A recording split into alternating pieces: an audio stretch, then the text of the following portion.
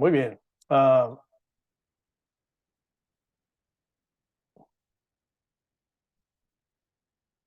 entonces, el tema de la oración es muy importante para la vida del cristiano. Muchos de nosotros podríamos contestar muchas preguntas acerca de la oración a personas que no están familiarizadas con lo que es la oración, ¿verdad? A mí alguna vez alguien me preguntó, ¿ustedes por qué oran? ¿Sí?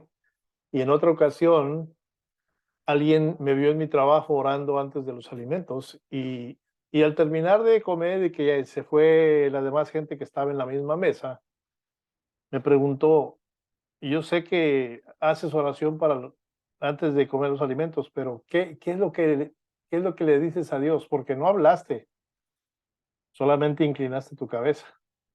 Entonces me tocó explicarle algunos conceptos y yo veo eso como una oportunidad para compartir el Evangelio, ¿sí? Entonces, eh, a veces, o más bien siempre, es bueno que si tenemos necesidad de orar en público, lo hagamos, ¿sí? Sobre todo cuando estamos comiendo en algún restaurante con alguien. Eh, a mí me ha tocado pedirle a amigos que son inconversos y que estamos comiendo en la misma mesa si me permiten hacer una oración por los alimentos. Y la respuesta es el 99.99% de las ocasiones es positiva, ¿sí? Y eso ayuda a que la gente se vaya forjando en su mente eh, un, una idea, ¿verdad?, de lo que podría ser tu testimonio. Y eso puede llevar a preguntas, pero para eso tenemos que estar preparados para responderlo, ¿verdad? Sí. Entonces, dentro de lo que es el caminar con el Señor, la oración es algo súper importante, todos lo sabemos, ¿verdad? Pero por ahí alguna vez nos hemos preguntado, ¿verdad? ¿Por qué tanta gente recibe respuestas magníficas, ¿verdad? Maravillosas a sus oraciones, mientras que hay otras personas que nos han mencionado que han estado orando, pero que no han recibido respuesta? Esa podría ser una pregunta, ¿verdad? ¿Por qué algunas personas pueden, vamos a decir, hablar con Dios fácilmente y algunos de nosotros podríamos decir que no es tan fácil, ¿sí? O porque algunas veces realmente sentimos la presencia de Dios mientras oramos, ¿verdad? Y en otras veces nos parece que le estamos hablando a la pared. Entonces es probable que no haya creyente alguno, ¿verdad?, que alguna vez no se haya formulado estas preguntas. Pero en esta serie de lecciones vamos a tratar de encontrar respuestas, ¿verdad? Y enseñanzas que básicamente son aplicables a nuestra vida de oración, a nuestra vida personal. Entonces hoy podemos empezar con esta clase de cuando oramos. Y como dijimos al principio, ¿verdad? Si le quiere poner un título a la clase es considera o piensa en Dios al momento de orar, cuando oremos, ¿sí? Entonces, eh, les mencioné las preguntas que nos hacemos los cristianos acerca de la oración, ¿sí? Pero si usted ha leído la palabra, ¿verdad? Se va a dar cuenta que por ahí también los discípulos tenían preguntas sobre la oración y ellos caminaban con Jesús y aprendían de él, ¿verdad? Pero ellos podían ver cuán importante era la oración en la vida de Jesús, porque estoy seguro que lo veían orar durante el día y todos los días, ¿sí? Y, y fueron testigos, ¿verdad?, de las cosas maravillosas que ocurrían en respuesta a las oraciones de Jesús, ¿verdad? Y obviamente, pues se interesaron, como se podría interesar un amigo nuestro, un vecino, compañero de trabajo, ¿verdad?, cuando uno ora en público. Entonces, ¿qué le dijeron? Y usted puede anotar la pregunta, ¿verdad?, que ellos hicieron. Lucas 11:1. Señor, enséñanos a orar. Fue lo que pidieron, ¿sí? Señor, enséñanos a orar. Y entonces nuestro Señor Jesús respondió a esa petición, ¿verdad? Pero no solo con palabras, sino también con su ejemplo. Y obviamente Él les enseñó a sus discípulos a orar, ¿verdad? Y hay algo bien importante para traerlo en nuestra mente constantemente. Hoy Dios quiere que nosotros hablemos con Él. Si usted es una persona de oración, el Señor hoy quiere que usted siga, ¿sí? Con esa buena costumbre, con ese hábito, como le quiera llamar, ¿verdad? Porque realmente Él es el que nos da el deseo de orar. Si usted ha experimentado a Dios de alguna manera, usted tiene esas ganas de hablar con Él, ¿sí? Entonces, hagamos la misma petición que hicieron los discípulos, ¿verdad? Cuando estudiemos estas lecciones sobre la oración. Enséñanos a orar, ¿verdad? Entonces, vamos a ver unos puntitos aquí. Primer punto sería, pues, reconocer que es Dios quien nos enseña a orar. Dios nos va a enseñar a orar, ¿sí? El segundo punto, algo básico en el conocimiento del cristiano, es que Dios es bueno. Punto B o número 2, Dios es bueno. El punto 3 que vamos a ver así rapidito también es, Dios lo ama a usted. Dios me ama a mí. ¿Sí? Dios nos ama. Entonces, Dios nos va a enseñar a orar. Dios es bueno. Dios nos ama. El punto 4, Dios es nuestro Padre. ¿Sí? Dios es nuestro Padre. Porque es fundamental que lo veamos así. Y vamos a ver por qué. ¿Sí? Y el último puntito sería el E o el 5, ¿verdad? Dios puede hacer cualquier cosa. Dios puede hacer cualquier cosa. Gloria a Dios.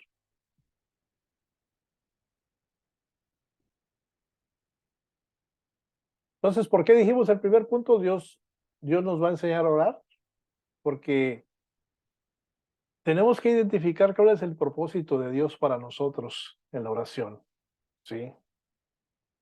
Entonces, este punto de que Dios nos va a enseñar a orar es fundamental, porque es real, ¿sí?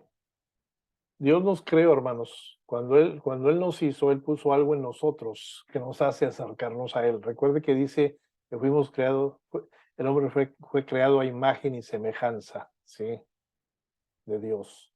Entonces nos damos cuenta de que necesitamos un poder mayor que el nuestro para resolver, pues, nuestros problemas y para protegernos, ¿verdad? O por ahí para poder subsanar o cubrir nuestras necesidades, ¿verdad? Y pues nos acercamos al mundo de lo sobrenatural en busca de ayuda. Eso es la oración, ¿sí? Pero nuestro instinto de orar o nuestro deseo de orar va más allá de eso. Sentimos la necesidad de adorar, honrar, ¿verdad? Y servir a algún ser más poderoso que nosotros. Y ahí está vinculada la fe con la acción de orar, ¿sí?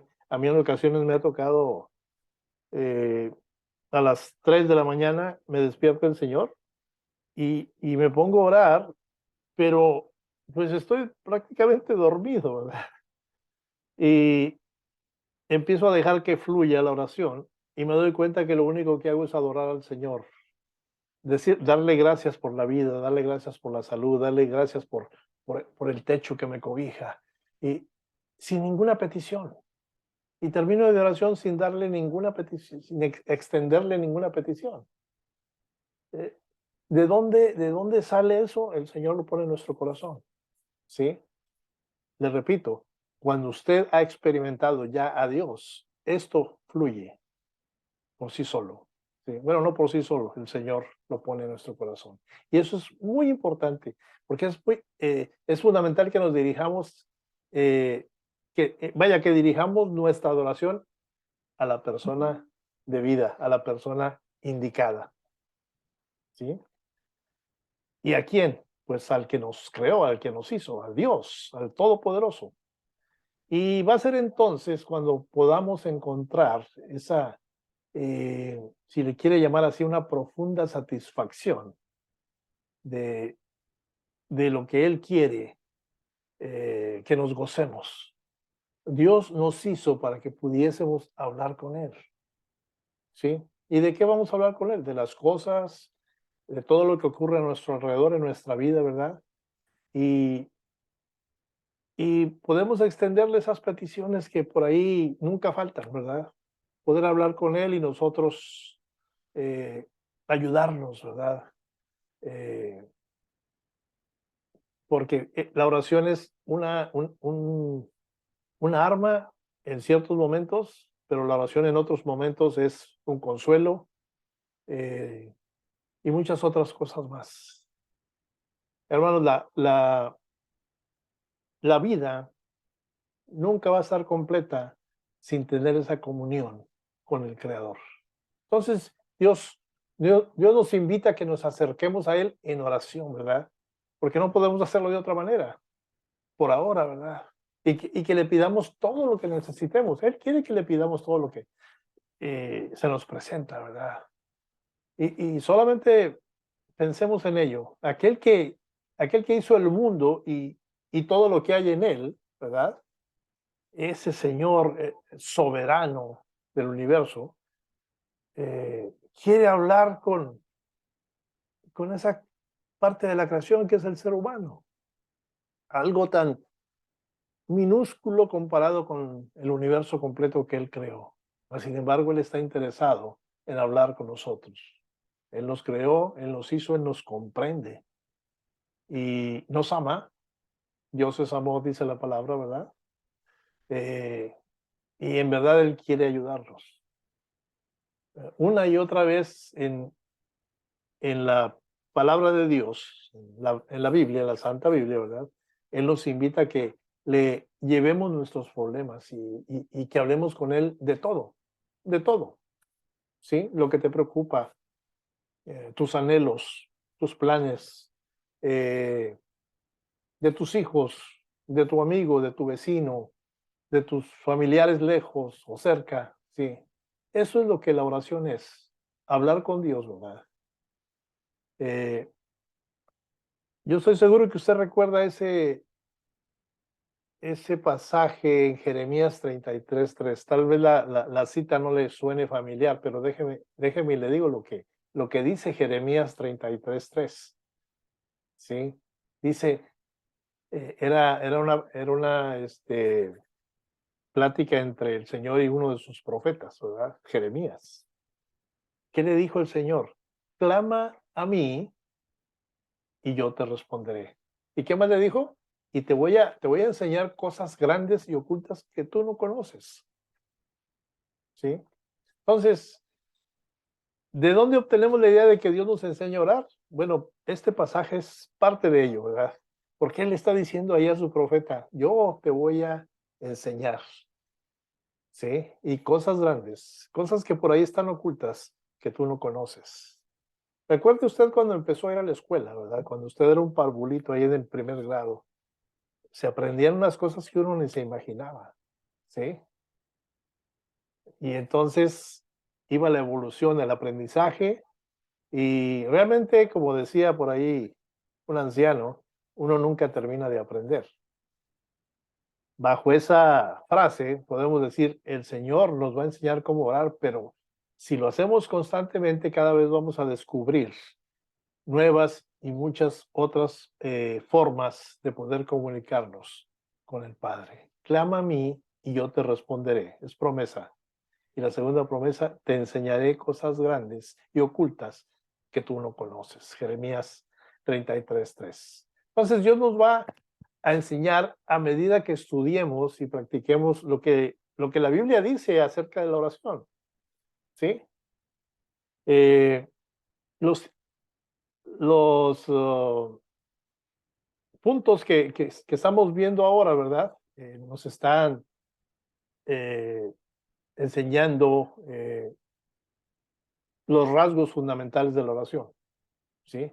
El título de cada sección de esta clase, ¿verdad? Eh, nos da un principio bíblico, ¿verdad? Una regla sencilla que nos van a ayudar cuando oremos. Y pues la lección, ¿verdad? Va a estar llena de, y las que siguen, van a estar llenas de sugerencias prácticas sobre todo, ¿verdad? De cómo aplicar lo que la palabra dice acerca de cómo orar. Y el principio básico para la lección del día de hoy es bien sencillo. Pensemos en Dios cuando estamos orando, ¿verdad? Ese principio es uno de los que Jesús nos enseña. Si usted por ahí en su juventud y ya en su noviazgo, por ahí se acuerda de las cartas y las escribió, ¿verdad? De usted para ella o de ella para usted, pues usted cuando estaba escribiendo, bueno, yo le digo lo que a mí me pasó y no me da pena decirlo, ¿verdad? Y mi esposa está de testigo. Eh, si yo no pensaba en ella solamente, por ahí no podría plasmar en letra lo que estaba sintiendo, ¿sí? Entonces, para orar es lo mismo. Usted piense en Dios, usted piense en ese ser superior, ¿verdad? Que le ama y que está dispuesto a cumplir sus promesas, ¿sí? En su tiempo. Y eso aunado a su fe, eso aunado a esa reverencia, ¿verdad?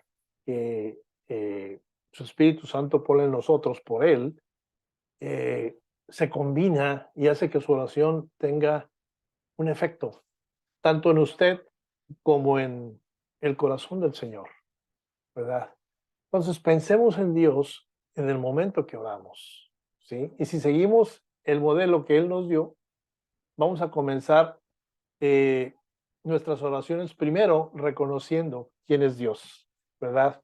Y de paso vamos a estar honrándolo, ¿verdad? Y vamos a estar orando para que se haga su voluntad. Y ya que hablo de este punto, de que se haga su voluntad, pues ustedes recordará que en esa clase que les dio nuestro Señor Jesús a los discípulos, pues les dio la oración modelo que todos la conocemos como el Padre Nuestro. Eh, Se encuentra en Mateo 6, capítulo 6 de Mateo, y creo que es de 9 y 10, ¿sí? Y podríamos hacer un repaso rapidito de qué se trata esto, ¿no? Eh, y yo creo que todos no sabemos el Padre Nuestro, ¿no? Y el Señor les dice, vosotros, ¿verdad? Pues oraréis así. Entonces empieza diciendo, Padre nuestro que estás en los cielos, y nos detenemos aquí. La manera correcta de orar es venir a Dios como un Padre que está en los cielos, como dice la enseñanza de Jesús a sus discípulos, ¿verdad? Reconocer correctamente a quién le estamos dirigiendo nuestra oración, ¿verdad? Porque estamos dándole un título privilegiado a Él, ¿verdad? Y ese título demuestra una relación privilegiada. Le estamos diciendo Padre, ¿sí? Era muy inusual para los judíos de ese tiempo llamar a Dios Padre, porque era considerado quizá como algo muy íntimo, ¿sí? Pero es verdad que Dios es el poderoso soberano del universo, ¿verdad? Que creó, gobierna y juzga todas las cosas, pero también es nuestro Padre. Él es nuestro Padre, pero es nuestro Padre que está en los cielos, o sea, que está en una posición de superior, de poder, de omnipotencia, de omnipresencia y todos los demás atributos que tiene nuestro Dios. Cuando decimos en los cielos, recordamos la gloria y la santidad de Dios. ¿Sí? Si alguien le pregunta por qué dices Padre nuestro que estás en los cielos si no sabes que está allá, usted le dice, yo lo estoy diciendo para honrarlo y para glorificarlo. Estoy nombrando su gloria y su santidad cuando digo estás en los cielos. ¿Sí? Y Él es nuestro Padre, pero nuestro Padre está en los cielos, ¿verdad? Esta es una oración enfocada a comunión, ¿sí? Porque, ¿qué fue lo que dijo Jesús? Padre nuestro, ¿sí? Jesús no dijo Padre mío, Él dijo Padre nuestro. La oración entera es social, ¿sí? El pronombre singular por ahí está ausente completamente. ¿Qué me está diciendo Jesús? Tú como ser humano, ¿verdad? Tienes que entrar a la presencia del Padre y orar como parte de una gran familia. ¿Se ha puesto a pensar en eso? ¿Sí? Y realmente, como le decía anteriormente, no hay evidencia de nadie en la palabra, ¿verdad? antes de Jesús que haya usado el término Padre para dirigirse a Dios. No lo encontramos en el Antiguo Testamento. Fue solamente con la llegada de Jesús y en esta enseñanza que le está dando a los discípulos, donde en la palabra encontramos Padre por primera vez para dirigirse a Dios. ¿Sí? Después viene que santificado sea tu nombre, venga tu reino, hágase tu voluntad. Tres cosas, ¿sí? Como en el cielo, también en la tierra. El tipo correcto de oración, hermanos, tiene pues en sí una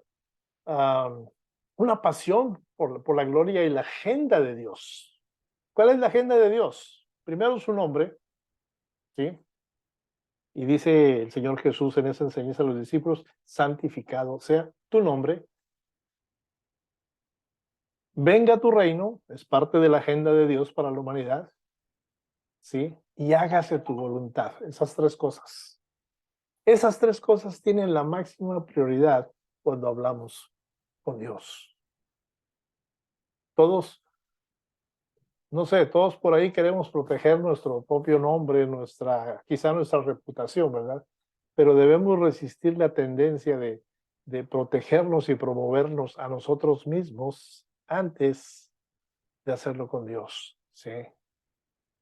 Tenemos que poner primero el nombre, el reino y la voluntad de Dios cuando oramos. Es una forma de glorificarlo, una forma de recalcar lo que le dijimos al principio, santificado, ¿sí? Santificado sea tu agenda, ¿sí? Lo que es tu nombre, tu reino, tu voluntad.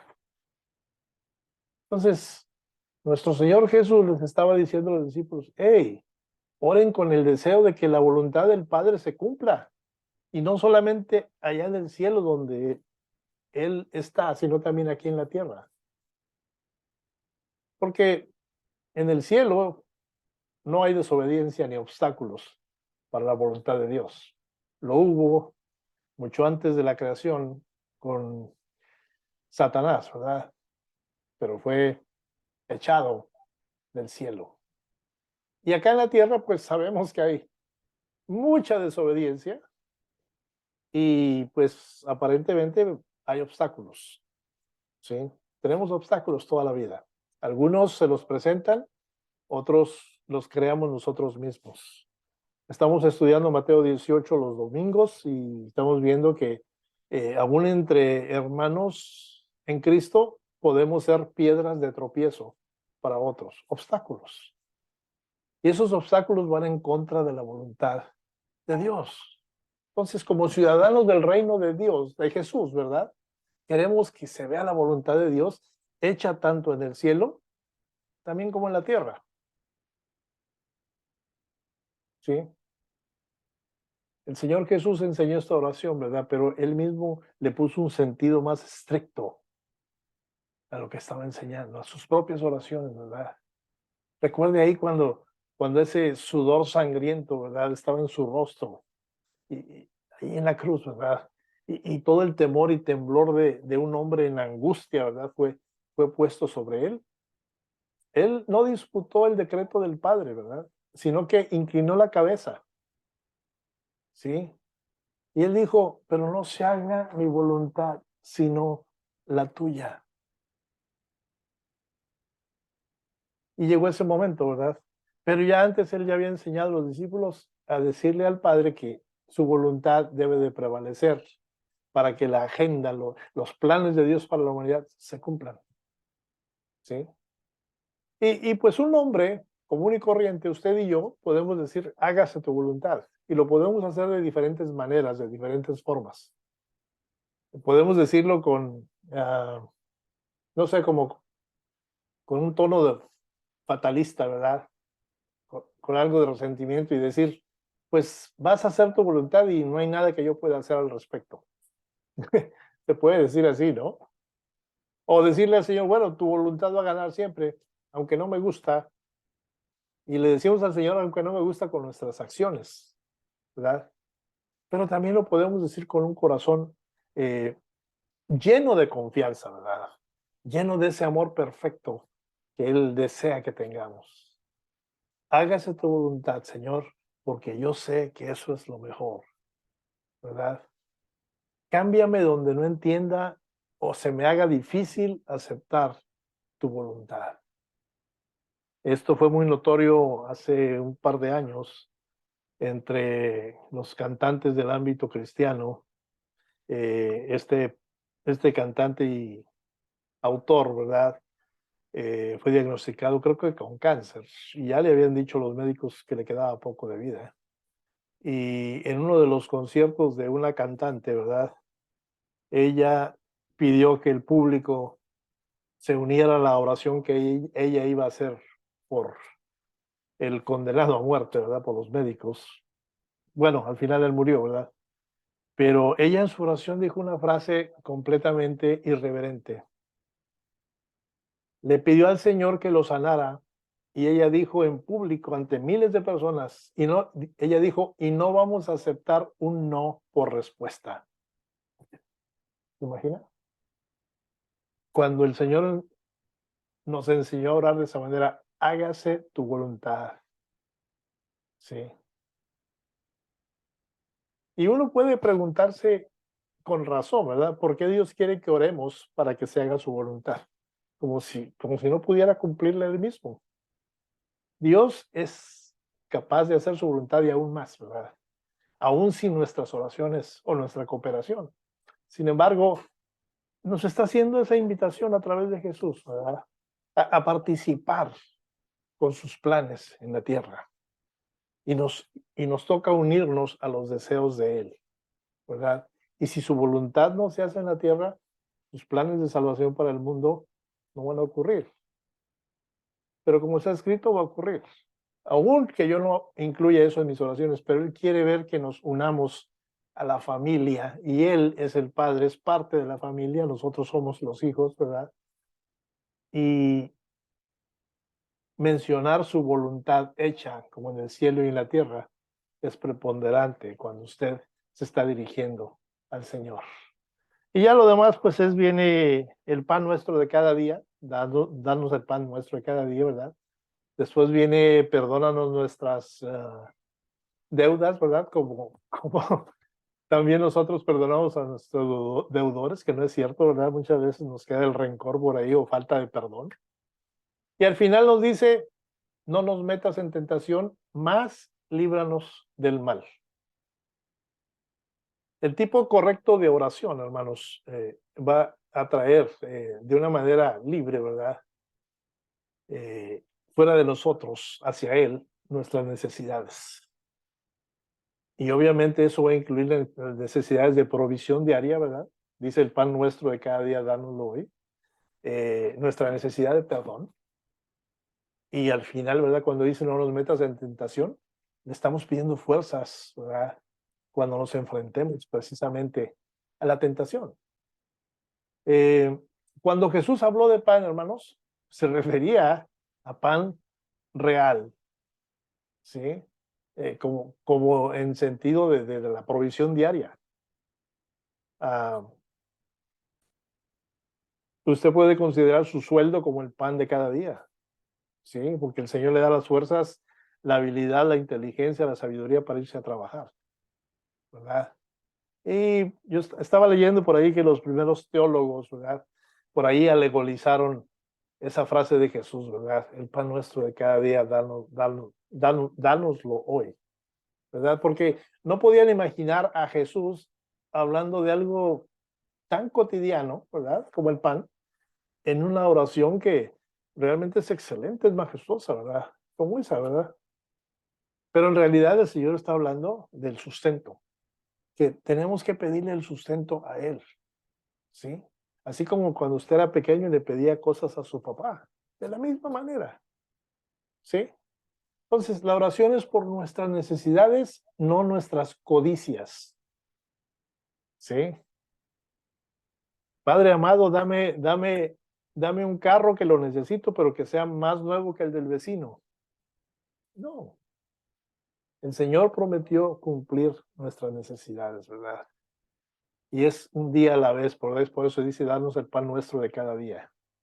Sí. Entonces, ah, en aquel entonces, ¿verdad? Cuando les estaba enseñando las oraciones, pues a los trabajadores se les pagaba al final del día, ¿sí? Entonces era la provisión diaria. Al otro día no sabían si iban a trabajar o no, qué iba a pasar. Algunos se enfermaban, entonces cuando eso ocurría era una tragedia para ese hogar, porque era un día que no se trabajó, no hubo provisión, no hubo pan diario. Y el Señor nos enseñó que lo debemos de pedir todos los días, ¿sí? Aunque muchas veces lo damos por sentado que mañana sí va a haber comida en la mesa, y no lo sabemos.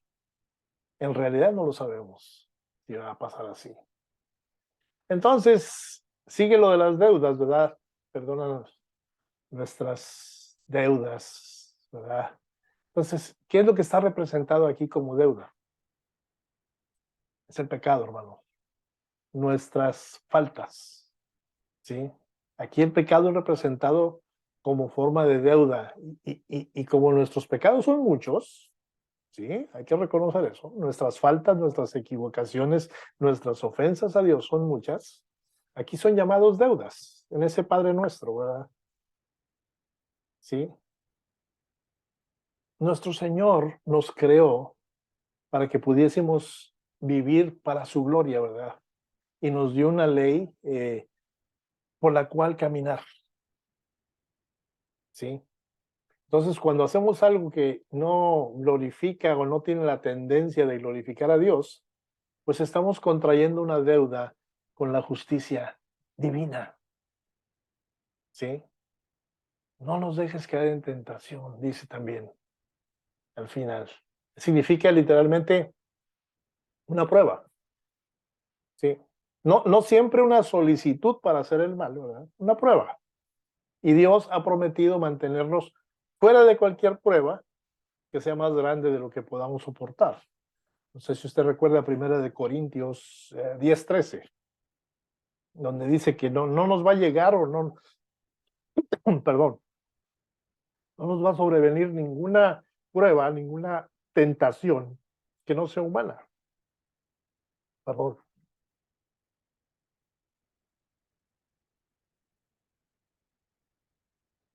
Sí, pero agrega ahí Pablo cuando dice en 1 Corintios 10:13, pero fiel es Dios que no nos va a dejar ser tentados más de lo que podemos resistir.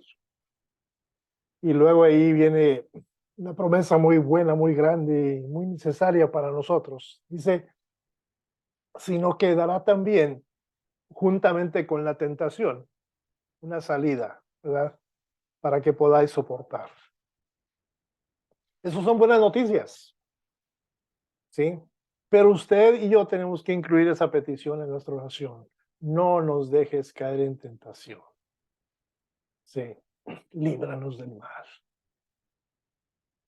Santiago 1:13 nos dice que cuando alguno es tentado, no tiene que decir que es tentado por parte de Dios, porque Dios no puede ser tentado por el mal, pero tampoco Él tienta a nadie.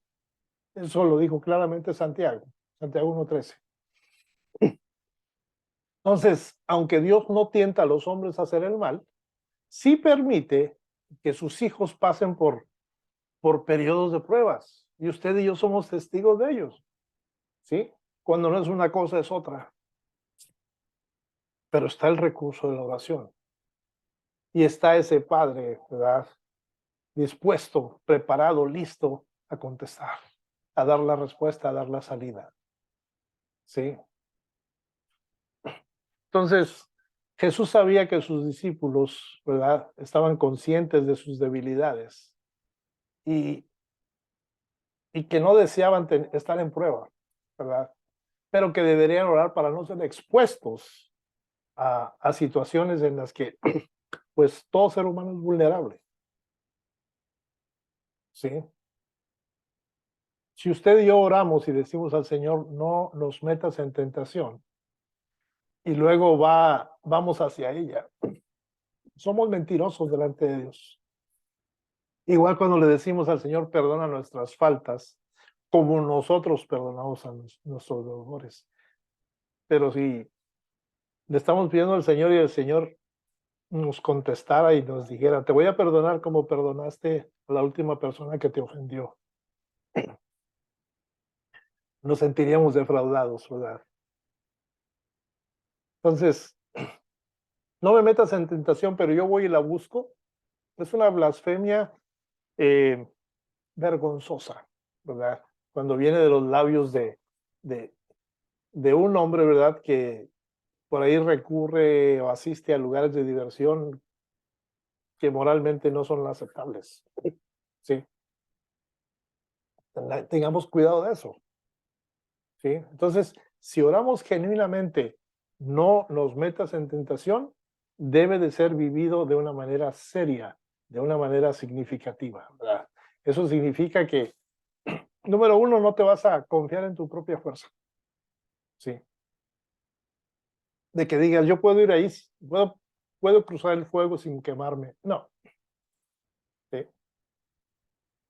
Eh, significa, cuando le pedimos al Señor que no nos meta en tentación, de que no vamos a desear estar en pruebas, ¿sí? De que vamos a hacer todo lo que esté de nuestro alcance, primeramente, ¿verdad? De caer en la tentación, ¿sí? Pero también, como estamos aprendiendo los domingos, no ser piedra de tropiezo para otros, nunca guiar a otros a la tentación, ¿sí? Entonces, un compañero mío por ahí, creo que una vez le comenté esto, ¿verdad? Me dijo que el carro de su hijo estaba teniendo problemas y no podía pasar la inspección que exige el Estado para poder sacar después la placa. Y otro amigo cristiano también le dijo, no, pero yo conozco a alguien que te puede hacer la triquiñuela ahí y te la pasa. Un cristiano diciéndole a otro cómo manejar las cosas a la manera como las maneja el mundo. Sí, incorrecto completamente. El Señor no se glorifica cuando sus hijos ponen a otros, los invitan a la tentación. Sí, porque tuyo es el reino, dice la última enseñanza de Jesús a los discípulos. Tuyo es el reino, el poder y la gloria, dice, por todos los siglos.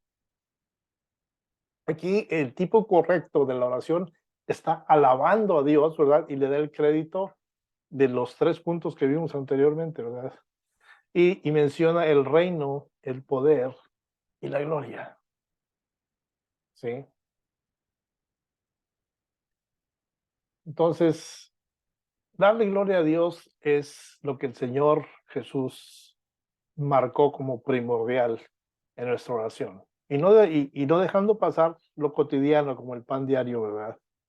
Y los obstáculos del camino, meternos en tentación, ¿verdad? El perdón, ¿sí?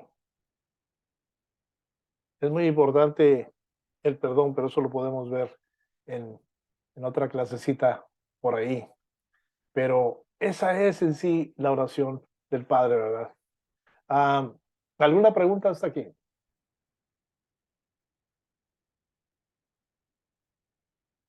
Muy bien. Bueno, vamos a ver el segundo punto, todavía tenemos tiempo.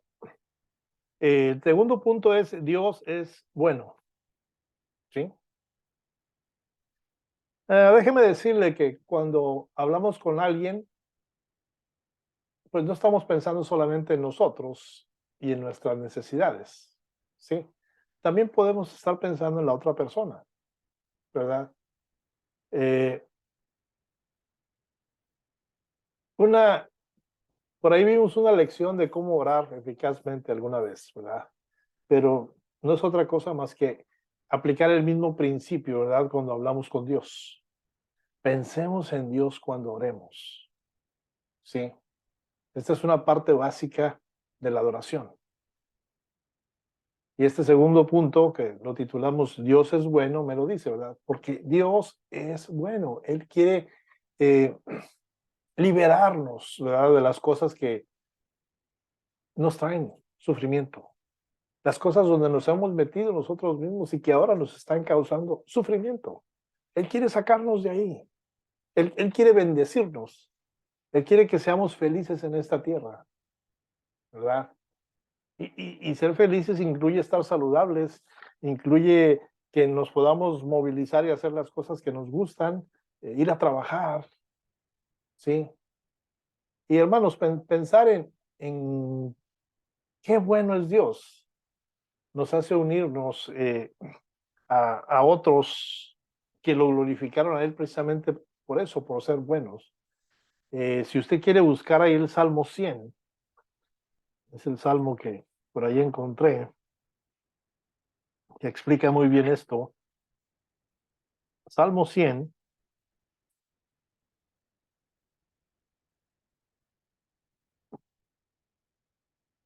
préstele atención, por favor. Dice, cantad alegres a Dios, habitantes de toda la tierra. Servid a Jehová con alegría, venid ante su presencia con regocijo. Sí. A mí me ha tocado orarle al Señor con lágrimas en los ojos, ¿verdad?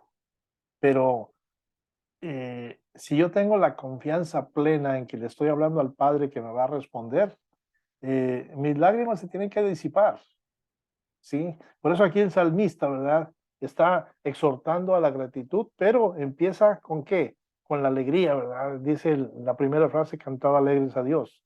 Venid ante su presencia con regocijo, dice la segunda parte del versículo 2. Reconoced que Jehová es Dios, Él nos hizo y no nosotros a nosotros mismos. Pueblo suyo somos y ovejas de su prado. Entrad por sus puertas con acción de gracias, por sus atrios con alabanza. Alabadle, bendecid su nombre, porque Jehová es bueno, para siempre su misericordia y su verdad por todas las generaciones. Wow. Dice el Padre nuestro, por todos los siglos. Amén. ¿Sí? Y aquí el salmista está diciendo, porque Jehová es bueno, para siempre su misericordia. O sea que no va a dejar de ser bueno, mi Señor, ¿verdad? Y lo más importante, y su verdad, ¿verdad? Por todas las generaciones. Ese puntito número 2 es bien sencillo, está plasmado en muchos pasajes de la Biblia, ¿verdad? Pero aquí el salmista fue explícito. Prácticamente estaba dando la antesala al Padre Nuestro, ¿verdad? Por ahí opinan algunos, ¿sí? Porque en el Padre Nuestro está mencionado por parte de Jesús glorificar al Padre, alabarlo por lo que Él es.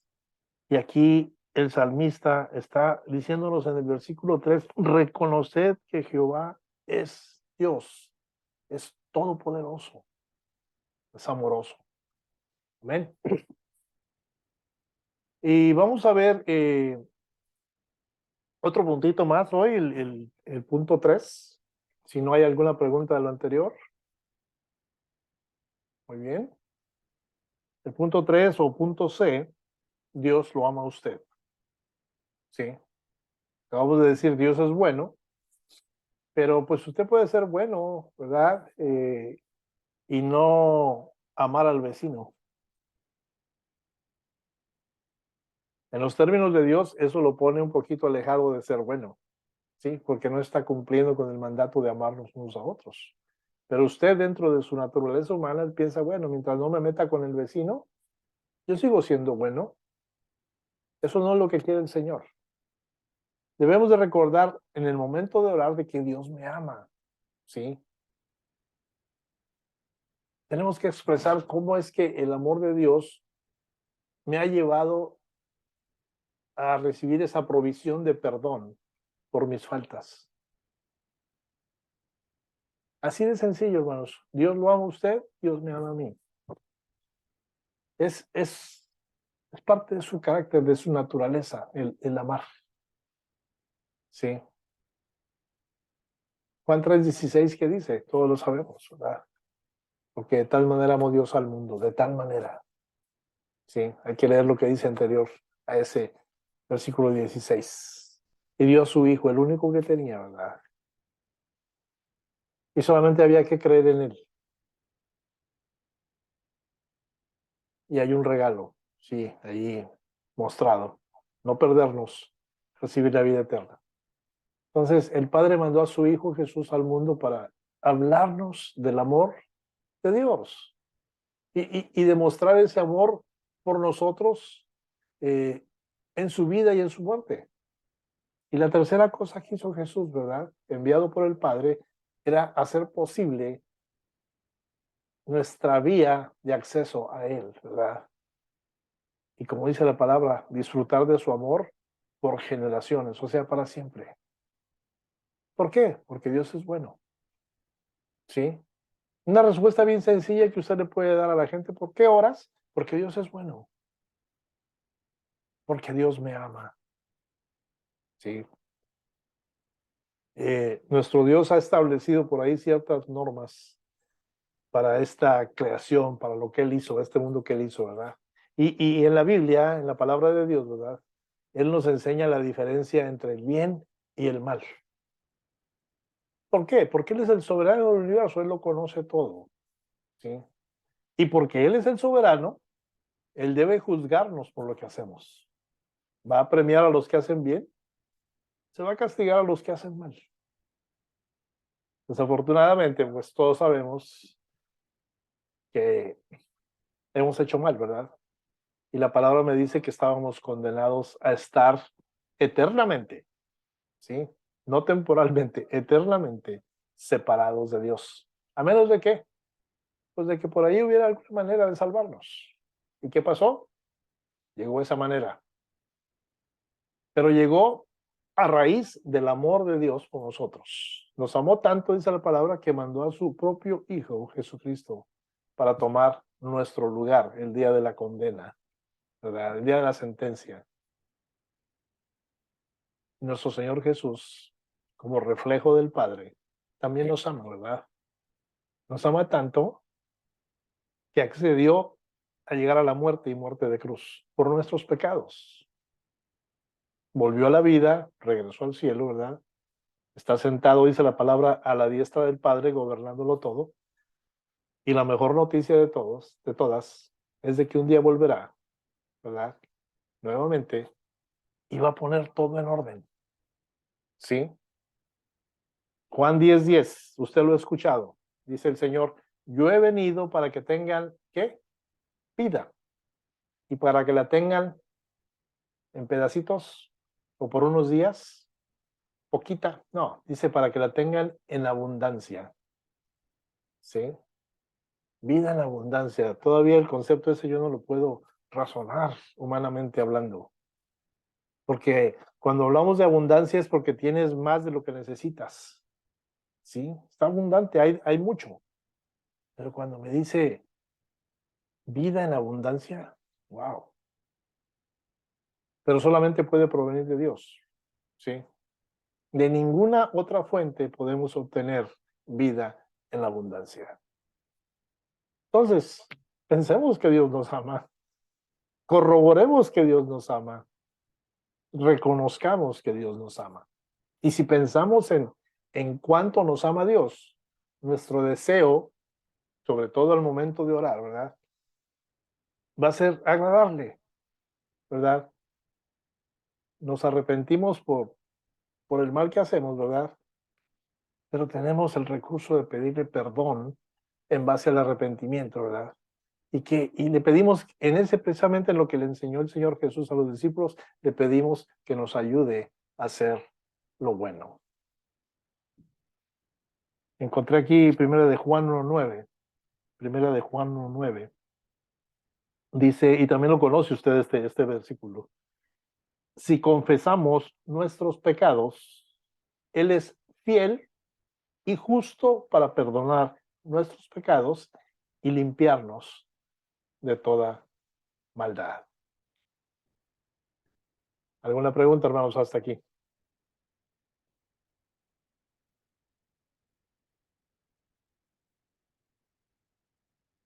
En la próxima clase hablaremos de los últimos dos puntos, ¿sí? Y quiero extenderme un poquito más en eso. Dios es nuestro Padre, ¿verdad? El próximo punto que vamos a ver. Eh, eh, y el último punto, ¿cuál fue? Si me recuerda, Dios puede hacer cualquier cosa. Dios puede hacer cualquier cosa. En la próxima clase nos vamos a extender en esas dos frases, dos conceptos, y continuamos con nuestro estudio acerca de la oración. Como les dije anteriormente, van a ser unas 4 o 5 clases. Tratemos de cubrirlo de la mejor manera posible. Recuerde que la intención de esta clase y de otras, ¿verdad? La mayoría de las clases, los estudios que estamos haciendo, son para estar preparados para las preguntas de aquellos que se interesan en nuestro testimonio. Porque si hay alguien que se interese en nuestro testimonio, en verdad se va a estar interesando en el reino de Dios. Así debe de ser. ¿Sí? Si por ahí usted tiene un amigo y usted un día llega a una reunión muy bien vestido, con la mejor ropa, ¿verdad? No va a faltar que amigo que le tenga confianza le pregunte, oye, qué bonita ropa, ¿dónde la compraste? ¿Sí? Y usted le va a compartir, ¿no? Pues la compré en un lugar donde es muy barato, te voy a decir dónde es. Y a usted le va a gustar, va a sonar como música para sus oídos, ¿no? Que usted se va a poder ver como su amigo, pero con poco dinero. El compartir durante nuestra trayectoria, nuestra jornada en esta tierra, es preponderante en la vida del cristiano. Nuestro testimonio es nuestra mejor carta de presentación.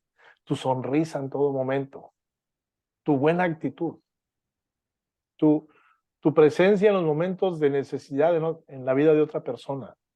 Todo eso cuenta para que tu testimonio se refleje. Y el Señor nos pide hacer nuestro trabajo, ¿verdad? Tu testimonio es parte de el predicar el evangelio, porque estás compartiendo con hechos, ¿verdad? Lo que el Señor quiere que el resto de la creación, de la humanidad, conozca y reconozca. Pero nos ha dado ese privilegio a nosotros de ser los portadores de esas buenas nuevas. Y nuestro testimonio es muy importante para que esas buenas nuevas les interesen a los que no le conocen. Amén. Gracias, hermanos. ¿Alguna pregunta hasta este punto? No. ¿Puedes parar la grabación, papá? Sí, gracias.